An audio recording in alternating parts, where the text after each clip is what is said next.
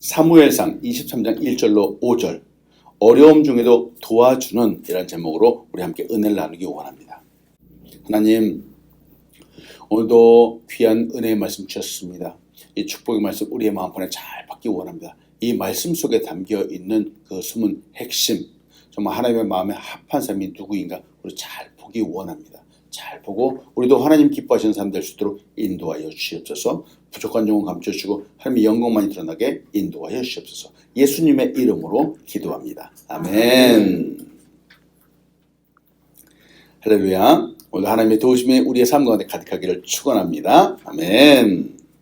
오늘 지금 하나님의 마음에 합한 사람 바로 다윗에 대해서 같이 좀 보고 있습니다. 제가 우리 교회에 바라고 소원하는 것이 있습니다. 우리 교회 사람들, 우리 교회 성도님들이 이렇게 되면 좋겠어요. 변화하고 성숙하는 겁니다. 변화하고 성숙. 그렇죠. 예수 믿는 사람들, 하나님 믿고 섬기는 사람들은 변화하고 성숙해야 됩니다. 변화란 무엇이냐? 바로 이전의 세상 사람과 변화되는 거예요. 달라지는 거예요. 성숙하는 거는 더 높은 고차원의 사람이 되는 거죠. 믿음의 사람이 되는 겁니다. 우리는 예수 믿은 이후에 늘 말씀을 읽고 듣고 묵상합니다. 그리고 예배하죠. 이렇게 하나님 말씀과 함께하는 사람들은 변화할 수밖에 없습니다. 성숙하지 않을 수 없는 겁니다. 그렇겠죠. 변하고 성숙한다는 말을 조금 더 쉬운 말로 한번 해볼게요. 변하고 성숙한다는 게 도대체 뭘까? 예수님을 닮아가는 거예요. 예수님 닮아가는 거예요. 이제는 나 자신을 가장 우선으로 여겼죠. 그래서 욕심 부리기도 하고 그렇게 살아왔습니다. 그러나 예수 믿은 이후에는 하나님의 영광을 위해서 살아가는 겁니다. 그리고 나보다는 다른 사람을 위해서도 살아갈 수 있는 겁니다. 이게 그리스도인이에요. 예수 믿었는데 여전히 나만 생각하는 이기주의자가 되면 안 됩니다. 그래서 여러분, 신앙생활이라는 거 쉽지 않습니다.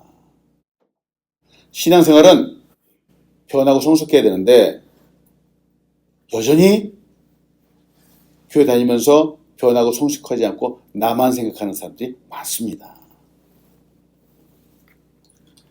요사이 세상의 문화는 자기중심적이죠. 자기는 결코 손해보려고 하잖아요. 도리어 남에게 심각한 피해를 줄지언정 자기는 눈꼽만큼도 손해보지 않으려고 하는 거예요. 이게 세상의 문화입니다.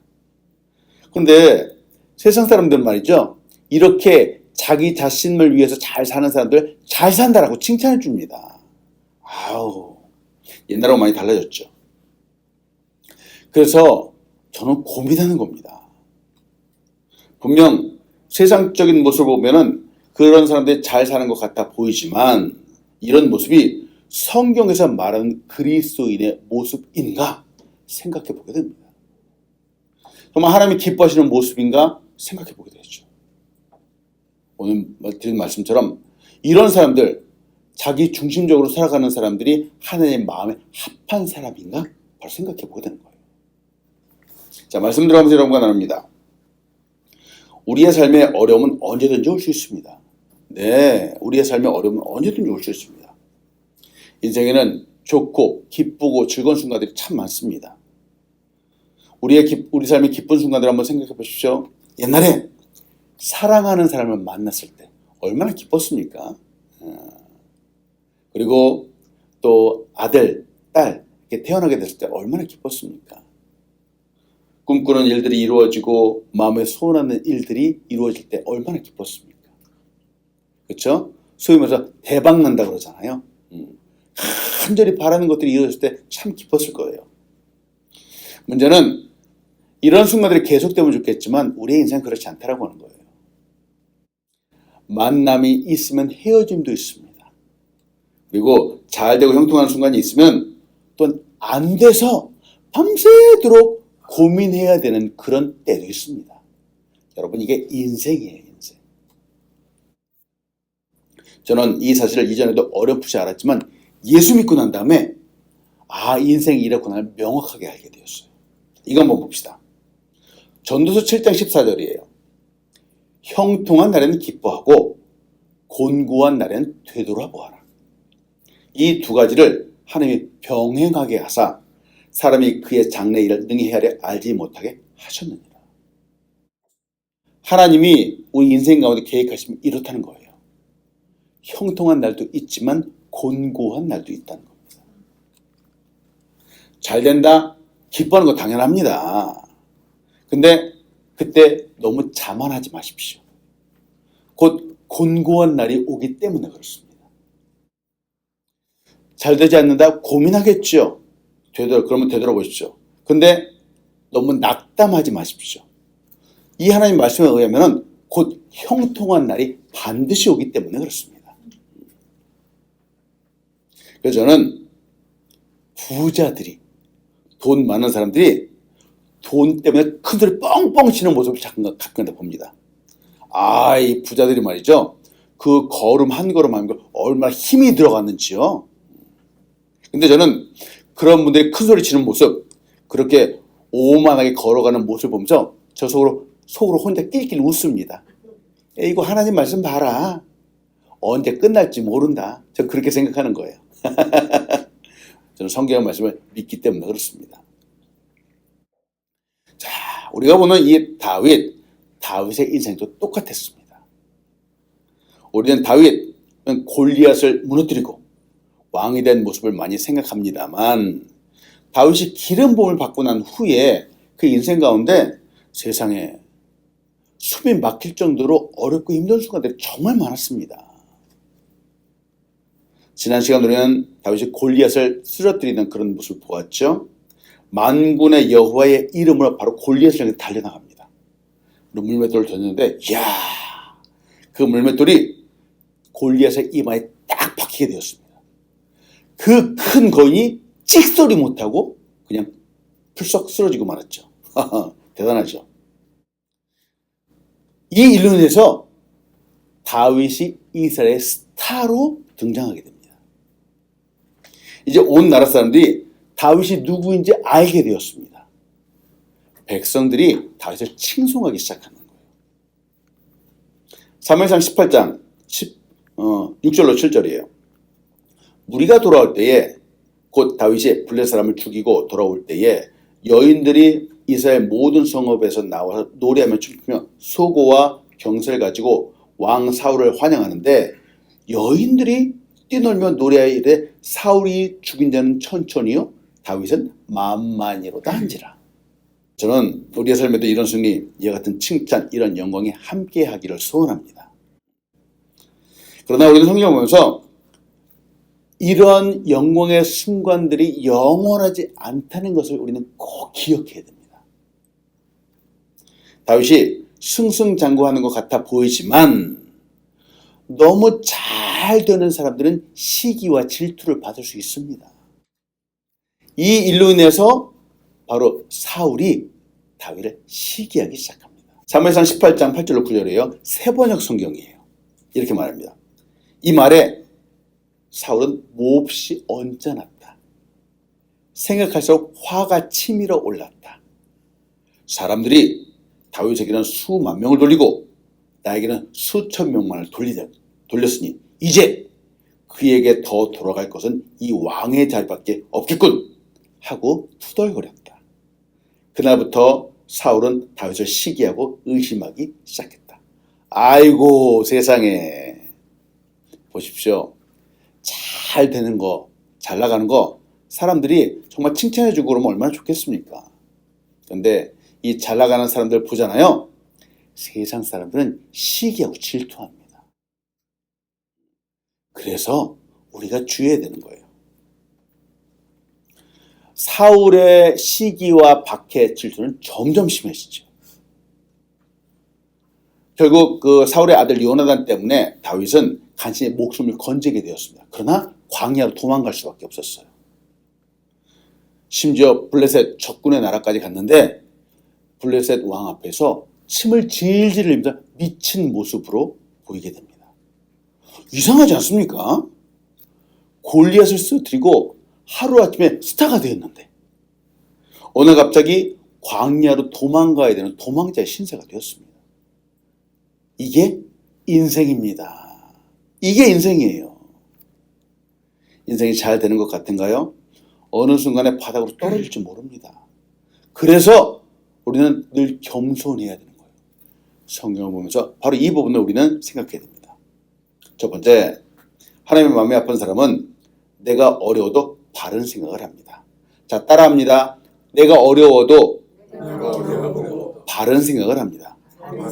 네, 내가 어려울지라도 바른 생각을 하는 거예요. 보세요. 사람들이 어렵잖아요. 그러면 잠깐 다른 생각을 합니다. 어떻게 하면 이 어려움을 쉽게 모면하지? 다른 방법을 쓸까? 나도 저들과 같이 할까? 이렇게 해요. 근데 하나님의 마음에 아픈 사람은 그렇지 않습니다. 아무리 어려도 바른 생각을 하는 거예요. 광야로 도망하는 다윗의 그 어려운 인생의 순간이 지금부터 시작되죠. 근데 다윗은 이 어려울 때 한탄만 하지 않았습니다. 다윗은 절망만 하고 있지 않았어요. 사울을 피해 도망다닐 때 밤에 추위를 피해서 외로울 때, 낮에 더위를 피해서 괴로울 때 다윗은 하나님을 생각하면서 시를 썼습니다. 그것이 바로 우리가 자주 보는 시편의 말씀이에요. 그래서 우리는 시편을 볼 때마다 큰 감동을 받죠. 시편의 상당수는 다윗이 썼습니다. 근데 그 상당수가 또 이 광야에서 사울을 피해 도망다니면서 쓸 때였습니다. 편안하게 장관은 높은 자리에 있을 때 쓴 시가 아니었죠. 그래서 우리가 우리의 삶이 어렵고 힘들고 고달플 때 바로 이 시편의 말씀을 보면 위로가 되는 겁니다. 여러분 인생 가운데 혹시 어려움 중에 계신가요? 시편을 보십시오. 시편을 보면서 더욱 하나님을 묵상하십시오. 지금 나의 앞에 어려움이 있는 것은 사실이지만 여러분 말씀 볼 때 절망하지 않을 수 있습니다. 도리어 힘을 낼 수 있습니다. 그래서 우리가 말씀을 보는 거예요.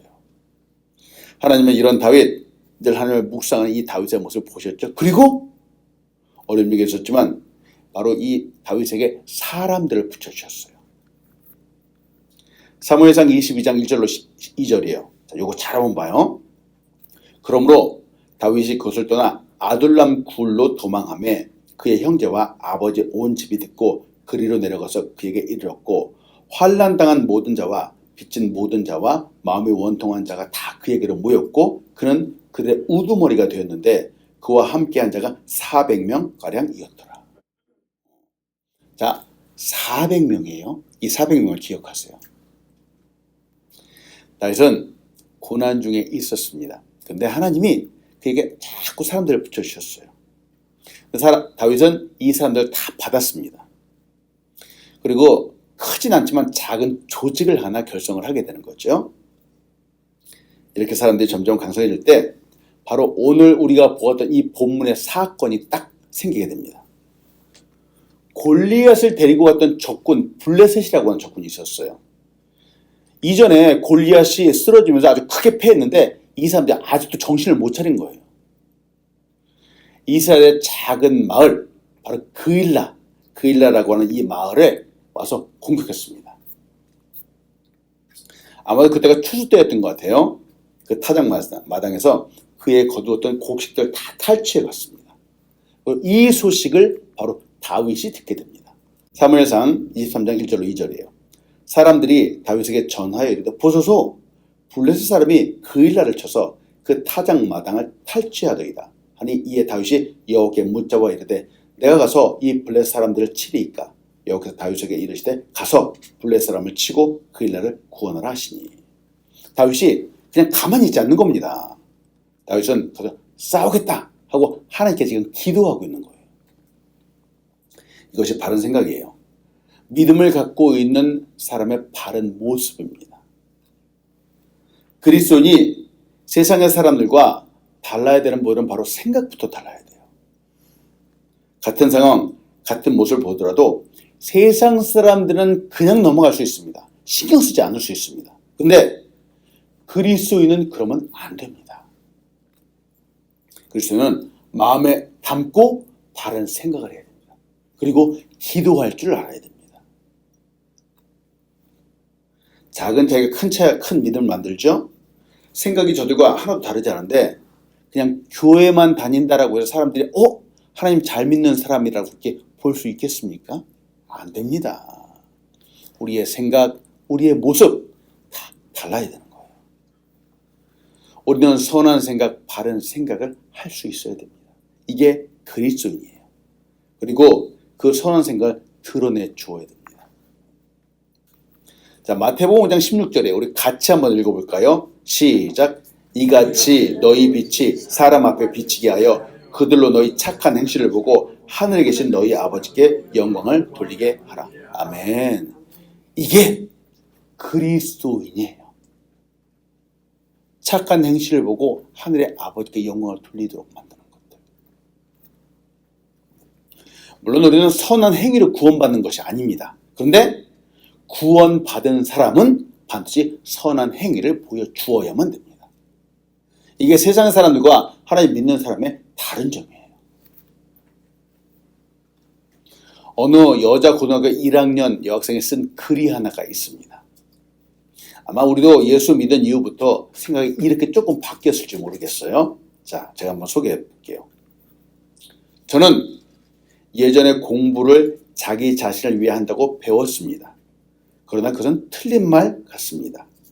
공부해야 하는 이유는 마음으로 느끼는 것을 확실히 표현할 수는 없지만 다른 사람을 위해서라고 생각합니다. 나를 필요로 하는 사람들, 고통받는 사람을 위해 지식을 써야 한다고 생각해요. 좀 더 많은 사람이 작지만 행복을 느낄 수 있도록 도와주는 일, 그것이 공부를 하는 값진 이유라고 생각됩니다. 세상에 도움이 되기 위해 그것이 주님의 사랑을 받는 사람이 할 일이라고 생각합니다. 실패할지 모르겠지만 끊임없이 채찍질 할 것입니다. 고등학교 1학년 학생은 참 대단하지 않습니까? 생각이 달라지는 거예요. 우리가 인생을 살아가는데 그냥 나 혼자 잘 먹고 잘 살기 사람 위해 살아간다? 그럴 수 없습니다. 특히 하나님 믿는 사람은 그럴 수 없는 겁니다. 다윗이 이런 마음을 갖는 거예요. 다윗이 기도하니까 하나님께서 가서 블레셋 사람을 치고 그 일날을 구원하라 라고 이렇게 말씀합니다.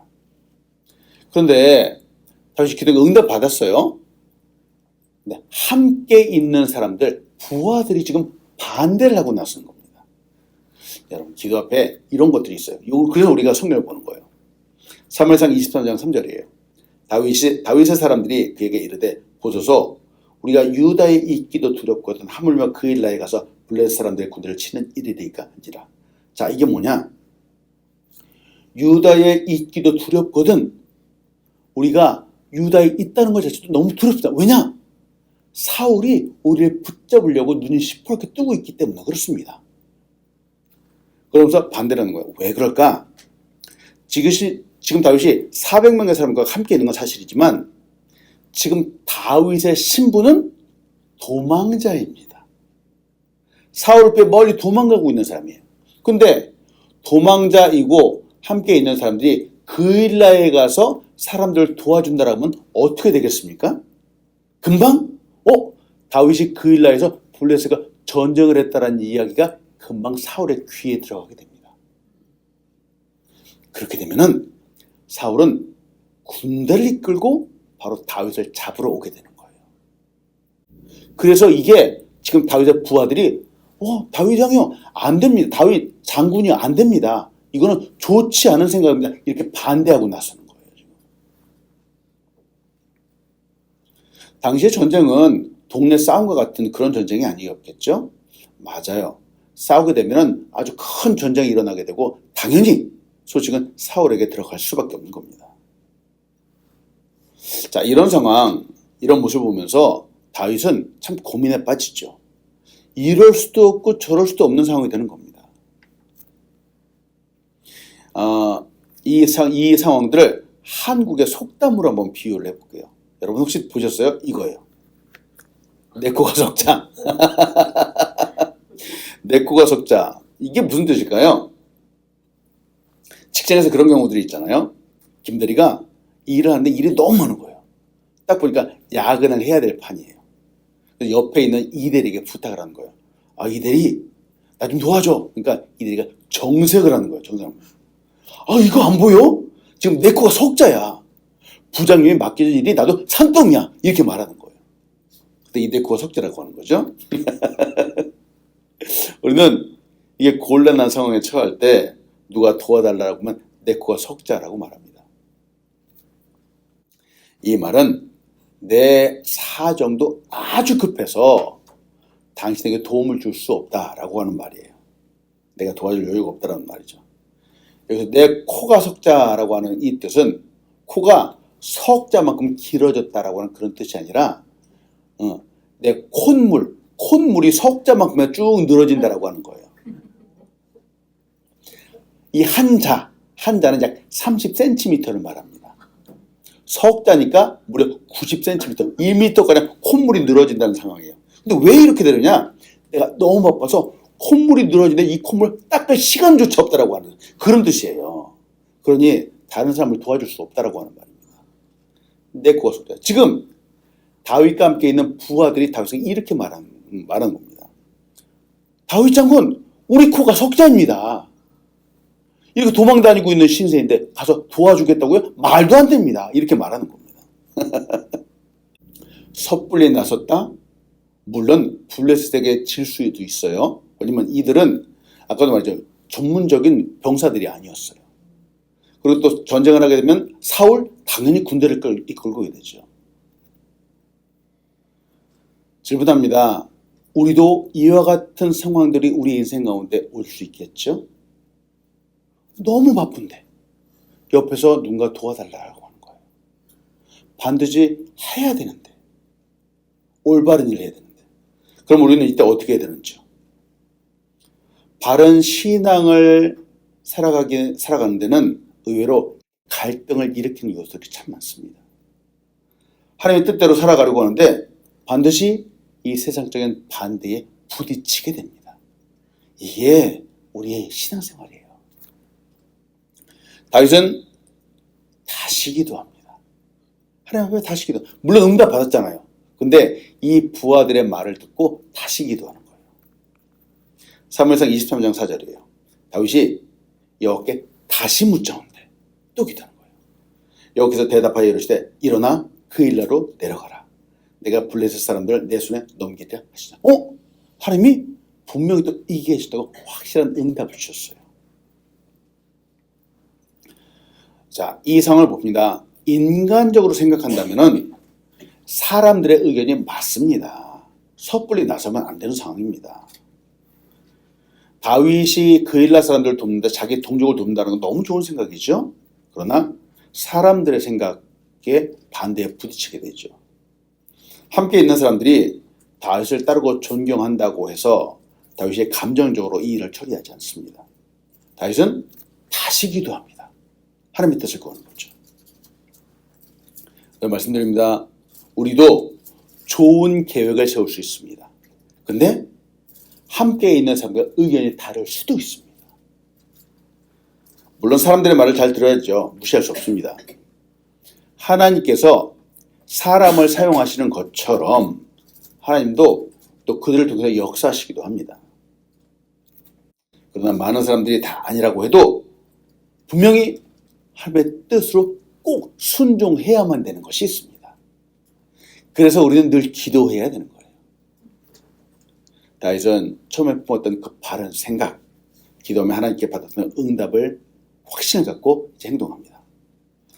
자, 다윗이 이렇게 말하는데 참 부하들이 멋있습니다. 다윗이 다윗과 생각은 달랐지만 그래도 다윗이 가자라고 하니까 이들이 군소리 없이 따라가는 거예요. 두 번째, 하나님의 마음에 합한 사람은 내가 어려워도 다른 사람을 도와줍니다.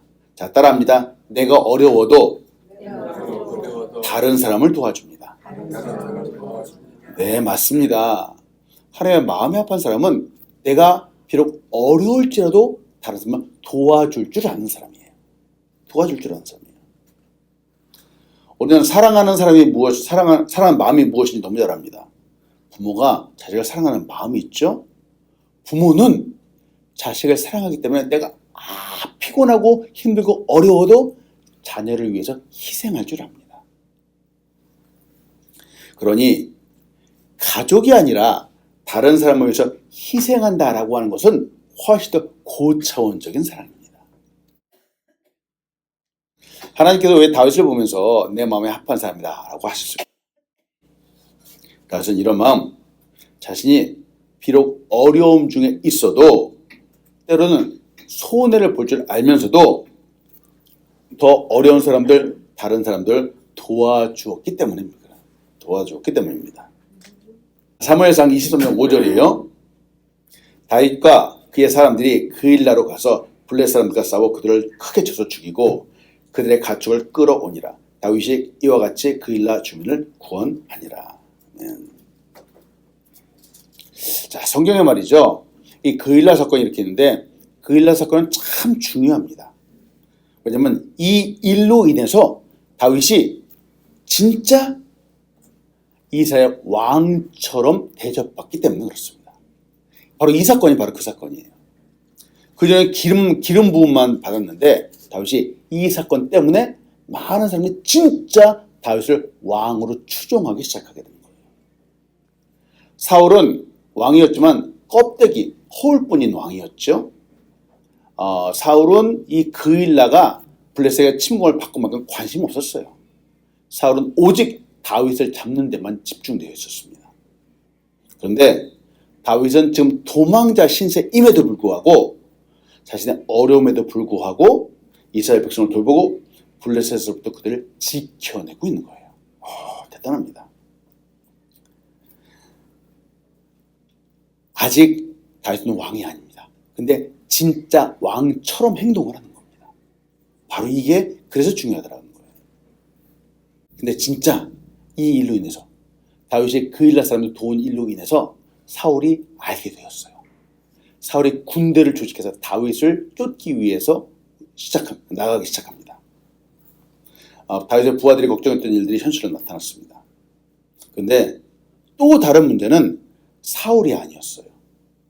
진짜 또 다른 큰 문제는 바로 그일라 사람들이었어요. 사울이 그일라에 온다면은 이 사람들은 사울에게 어떤 반응을 보일까요?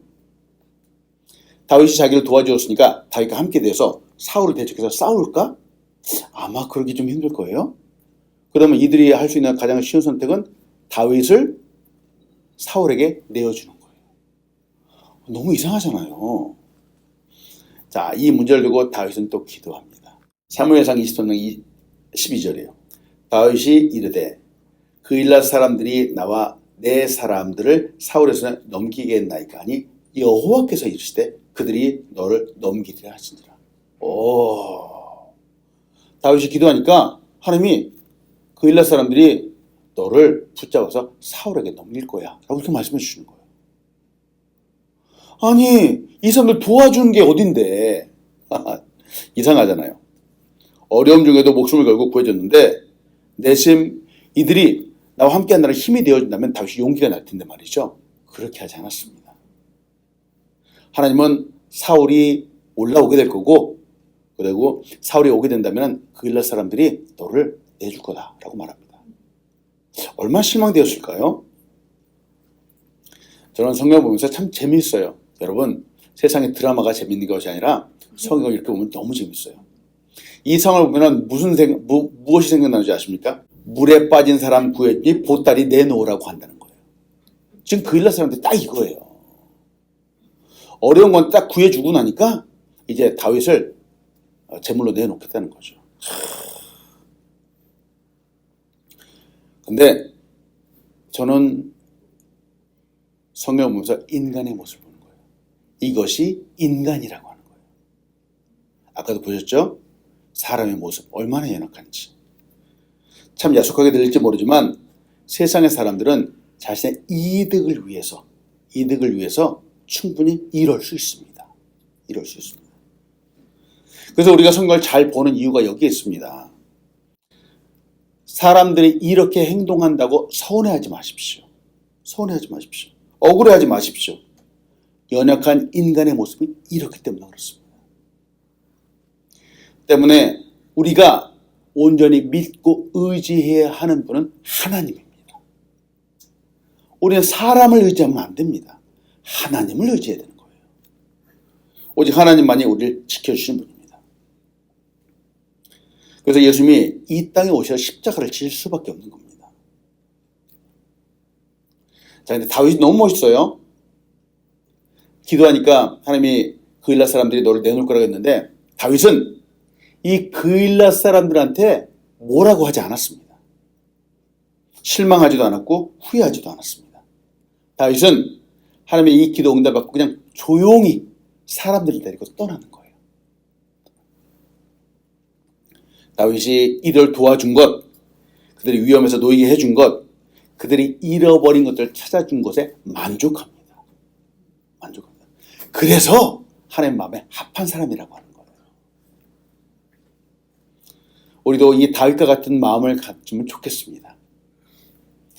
사람은 사랑해 주어야 하는 대상이지 신뢰하는 대상은 아닙니다. 누군가를 도와주지만 대가를 바라지 마십시오. 누군가를 도와줌으로 해서 때로는 어려워질 수 있습니다. 그럼에도 불구하고 선을 베푸는 우리 한 사람 한 사람 되기를 축원합니다. 어려워도 사람 바라보는 것이 아니라 하나님 바라보는 우리 한 사람 한 사람 되기를 축원합니다. 아멘. 말씀했습니다. 하나님은 우리의 사랑과 수고를 잊지 않으십니다. 사람들은 금방 보았죠? 우리들의 사랑과 수고를 잊을 수 있고 배신할 수 있어요. 근데 하나님은 결코 배신하지 않으세요. 그일라를 떠나는 이 다윗과 사람들의 모습을 봅니다. 근데 이전과 조금 달라요. 자, 제가 아까 아둘람 굴에 몇 명이 모였다 그랬죠? 400명이 모였다 그랬죠? 자, 이거 한번 봅시다. 사무엘상 23장 13절이에요. 다윗과 그의 사람 600명가량이 일어나 그일라를 떠나서 갈 수 있는 곳으로 갔더니 다시 그일라에서 피한 것을 어떤 사람이 사울에게 알림해 사울이 가기를 그치니라. 자, 사울도 오지 않았어요. 근데 다윗도 떠나게 됐는데 지금 몇 명이 떠났다고 말해요? 600명이에요. 아까는 400명이었는데 지금 600명이 되었네? 보세요. 어려운 건데 도와주었는데 도리어 손해 난 게 아니라 사람들이 200명이나 늘었어요. 이게 하나님의 방법이라고 하는 겁니다. 아까 아둘람굴에서는 400명이 그일날 도우러 갔는데 돕고 나서 나올 때 보니까 600명이 나왔다라고 하는 거예요. 어떻게 이런 일이 있을 수 있죠? 그 사이에 무려 200명이 늘었습니다. 블레셋과 싸울 때 무슨 부상당하고 죽은 사람들도 있었을 텐데 말이죠. 아마도 어려움 중에 다른 사람들 돕는 다윗에게 하나님은 사람들을 계속 붙여주시는 거예요. 이 200명 중에는 그일라 주민들도 있었을 겁니다. 다윗의 모습을 딱 보니까 대단한 사람이거든요. 나는 다윗을 따라가겠다라고 함께 가는 거죠.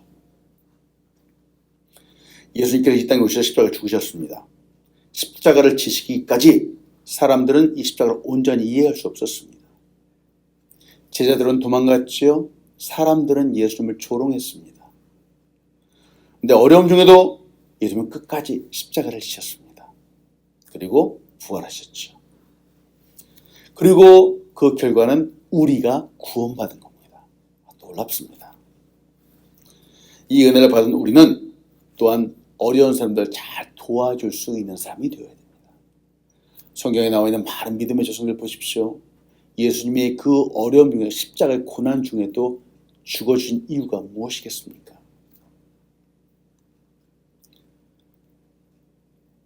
비록 오늘 내가 어려울지 모르지만 그럼에도 불구하고 우리 옆에 있는 사람들 한 사람 한 사람 잘 도와줘서 하나님께 영광 올려드리는 우리 귀한 한 사람 한 사람 되길 축원합니다. 아멘. 기도하겠습니다. 하나님, 오늘도 이렇게 귀한 말씀 주셨습니다. 우리의 삶 때때로 어려움과 힘든 순간들이 있지만 그럼에도 불구하고 예수님의 심장을 갖고 아버지 다른 사람들을 잘 도와줄 수 있는 우리 사람들 될 수 있도록 인도하여 주시옵소서. 우리 이 도움 하나님은 결코 잊지 않으십니다. 하나님께서 다른 여러 방법으로 우리에게 축복해 주십니다. 하나님의 도우심을 믿고 오늘도 남을 잘 도와주는 우리 사람들 될 수 있도록 인도하여 주시옵소서. 예수님의 이름으로 기도합니다. 아멘.